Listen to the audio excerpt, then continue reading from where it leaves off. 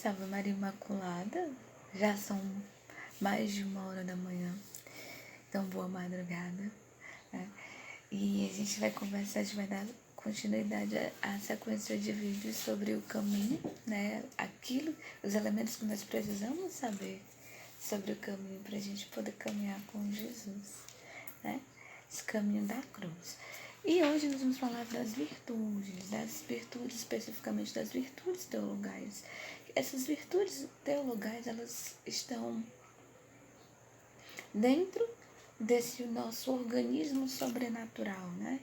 Tá lá os nossos elementos do organismo, a graça santificante, a graça atual, as virtudes infusas, os dons infusos e as virtudes também estão lá, né, que fazem esse movimento da santificação da alma. Então a gente vai falar da virtude da fé. A virtude, ela é um hábito, um bom hábito, ou seja, um bom hábito praticado várias vezes torna-se uma virtude. E a virtude da fé, né, nos leva a crer em Deus como verdade absoluta. Essa fé que nós recebemos no batismo. No batismo a gente já tem a fé, mas ela ainda está imperfeita. Quando eu era criança,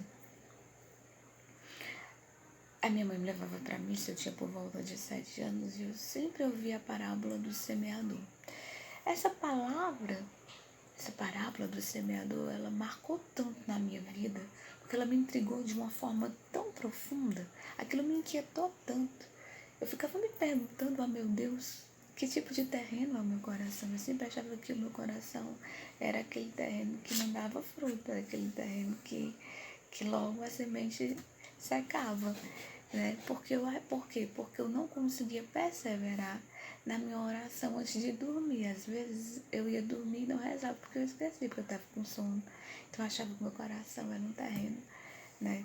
Era esse terreno que logo a sementezinha secava. Eu tinha 7 anos e aquilo intrigou meu coração de tal forma. Quando eu fui crescendo, eu fui buscando, né? A partir daí eu comecei a pedir a minha mãe para me levar para as aulas da catequese, mas eu ainda não tinha atingido a idade dos meninos da catequese. E ali eu comecei no seminário da perseverança, que era para crianças, né? Que pegava a minha idade até a gente poder ir para a primeira comunhão. Tá, agora a gente vai entender outra coisa. A virtude da fé, ela não é compatível com a visão. A virtude da fé se dá a partir do testemunho de alguém. No caso, da autoridade quem dá esse testemunho. Por exemplo, Jesus na sua palavra, quando ele já nos falava, já nos ensinava o caminho. Nós críamos nele numa verdade que nós não conhecíamos ainda, mas acreditávamos. Né? Por quê? Porque a fé é incompatível com a visão. Porque eu vejo pelo olhar da fé algo que ainda não está, né? Algo que é invisível, algo que ainda não se materializou. Por exemplo, eu sei que Deus está na glória, com seus anjos, com seus santos, eu creio. Mas eu não vejo. A partir do momento que eu tiver a visão beatífica de Deus, essa fé vai deixar de existir. Por quê? Porque já se realizou. Então, e nós alcançamos essa fé a partir dos nossos atos de fé. De fé em fé, nós vamos crescendo na fé. Eu fui crescendo, né? E por volta de 11 anos eu já tinha feito a primeira comunhão. Eu comecei a participar dos grupos de orações para criança. E ali eu comecei a ter contato com a vida dos santos, com a palavra de Deus, com a escuta da palavra de Deus, né? E aí eu comecei a ter curiosidade, principalmente de conhecer as aparições de Nossa Senhora, os milagres que eram atribuídos à Virgem Maria e também os milagres eucarísticos. Então eu começou a despertar em mim um desejo muito grande de conhecer. E eu fui começando a alimentar essa fé que foi me dada lá no batismo, né? Pelas leituras que eu fazia sobre os milagres, né, eucarísticos, sobre também as aparições de Nossa Senhora, os milagres que Nossa Senhora realizava. E foi assim que eu fui alicerçando a fé. Deus foi alimentando a minha fé.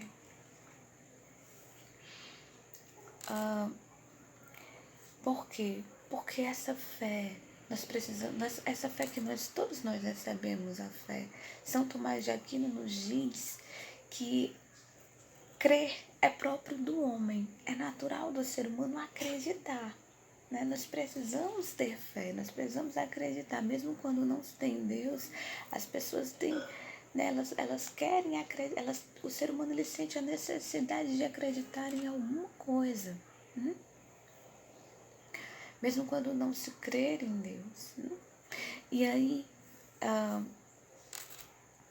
eu fui começando a ler, a ter contato e fui alimentando essa fé. Eu fui começando a ter fé em Deus. Eu sempre tive muita fé em Deus, né? Desde a infância, por causa da história da tal parábola do semeador, que me deixou tão intrigado com aquela história de que tipo de semente, né? Que tipo de terreno é o meu coração. Enfim, a fé, ela é incompatível com a visão, porque ela vem próprio do testemunho, ou seja, é aquilo que nós escutamos, porque Deus fala a todo momento, Deus fala por meio de um testemunho, Deus fala por meio de milagres, Deus está sempre se revelando ao homem, falando com o homem das formas que que o homem possa entender ali. Eu vou dar um pequeno testemunho para a gente entender um pouquinho essa questão, né, da fé. Há um tempo atrás, eu estava rezando. Eu tenho o hábito de rezar pela manhã, antes de acordar, nem foi assim, eu estava dormindo. Não, eu tenho o hábito de rezar pela manhã, antes de levantar da cama, logo assim que eu desperto, eu começo a minha oração da manhã. E eu estava contando para Deus, eu estava conversando com Deus naquele dia, né? Eu estava falando com Deus. E naquele dia eu tinha que resolver algumas coisas, né? Eu tinha que pagar algumas coisas e comprar outras coisas. E aí o Senhor disse assim para mim: traz um crucifixo. Traz um crucifixo, né? E aí eu disse: mas Senhor, eu vou ver o que eu posso fazer, porque eu tenho muitas coisas para resolver. E aí o Senhor disse assim para mim: eu vou prover. Eu disse: não, tá certo. Então assim, a confiança que eu tive em Deus naquele momento, ele está certo, né?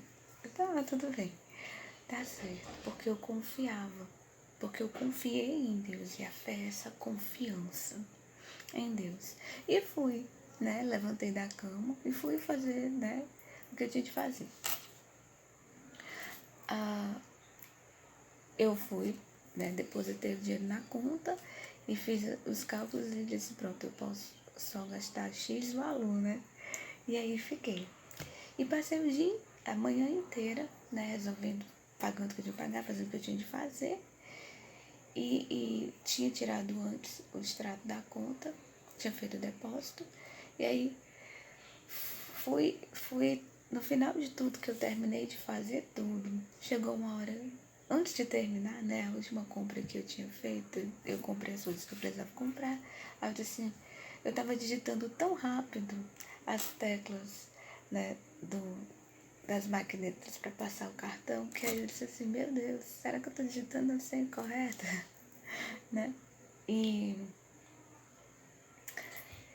aí no final disso, no final do dia, né, eu fui tirar o extrato da conta para ver quanto ainda tinha de saldo para eu poder comprar o bendito crucifixo. Quando eu tiro o extrato, eu vejo lá que tem o mesmo valor, tá o mesmo valor que eu tinha depositado. Eu tomei um susto assim, tremendo. Eu disse: meu Deus, que foi isso? Que foi isso? A providência de Deus, né? O Senhor falou, o Senhor cumpriu. O Senhor proveu.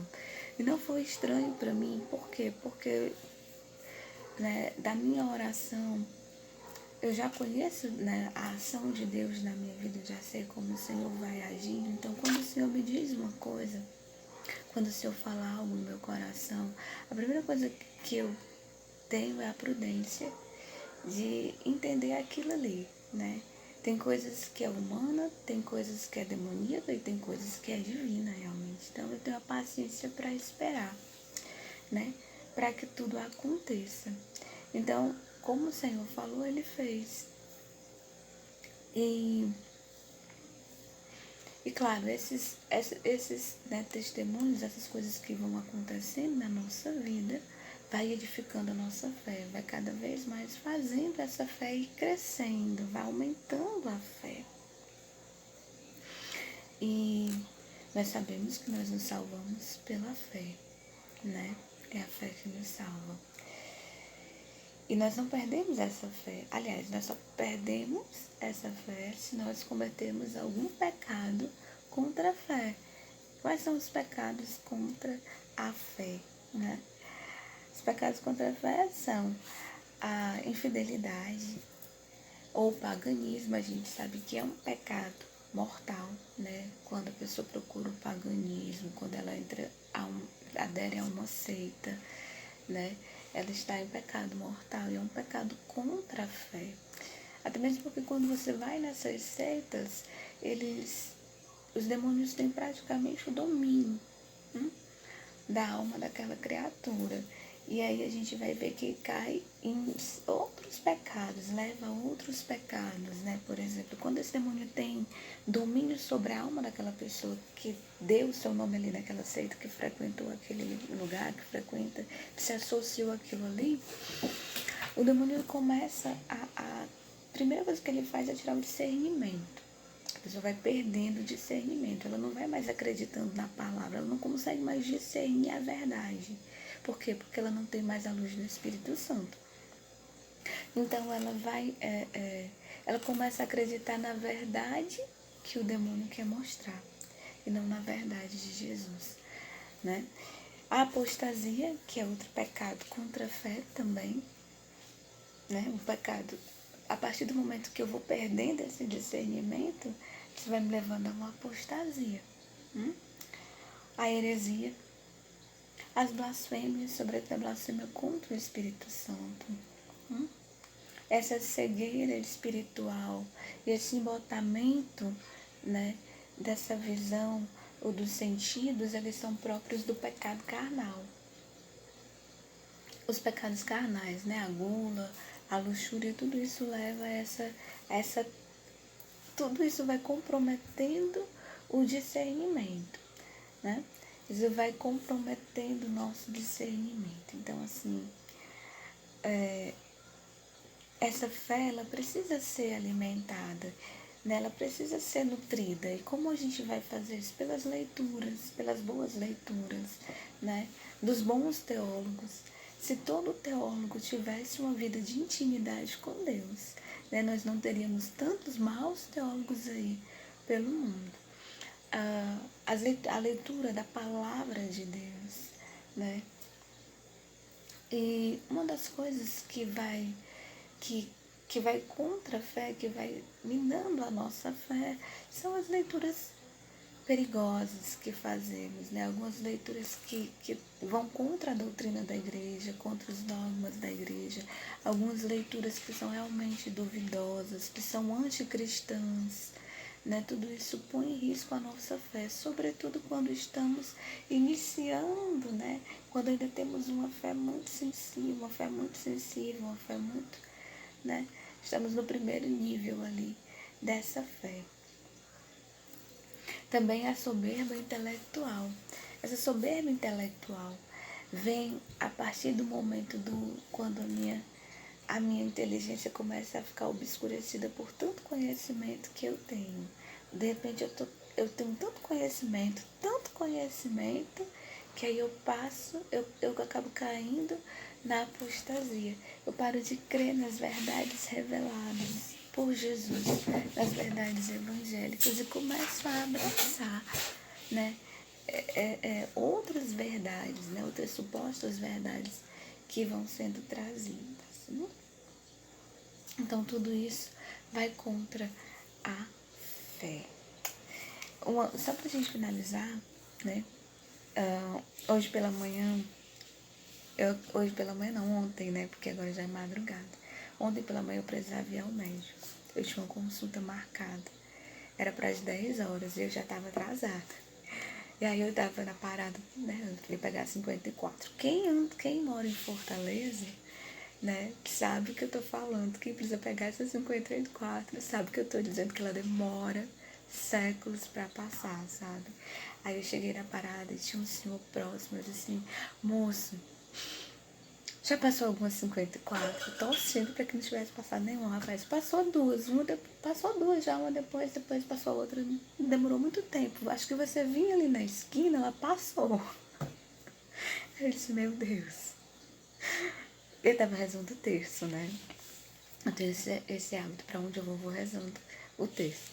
Aí eu cheguei na parada, sentei. Aí peguei meu terço assim, minha Nossa Senhora. E veio uma voz no fundo do meu coração e disse assim, eu vou saber se Deus é meu amigo agora. Eu peguei meu terço e disse, Virgem Maria, põe essa Topic no caminho, porque eu não posso chegar atrasada. Gente, foi o tempo de rezar uma Ave Maria, lá e vem a Topic. Lá vem a 54 assando. Aí o senhor olhou assim pra mim, eu levantei sorrindo. Cheguei no médico, bem na hora que estava marcado, sem atrasos. Foi tudo tranquilo. Na volta eu fiz a mesma coisa, né? Mas eu só pedi a Deus para mandar a Topic. Lá e veio a Topic de novo. Eu disse, oh, coisa maravilhosa. Então, assim, são essas pequenas coisas, né, que vai nos edificando na fé, que vai nos fazendo crescer na fé. Os santos, eles viveram da fé. Eles chegaram a um grau tão grande de fé, a um nível tão alto de fé, que eles eram capazes de viver da fé. O justo vive pela fé. A fé é essa confiança em Deus, essa confiança inabalável. Você crê, você acredita mais do que, né? Você não desacredita nunca, você não duvida de Deus.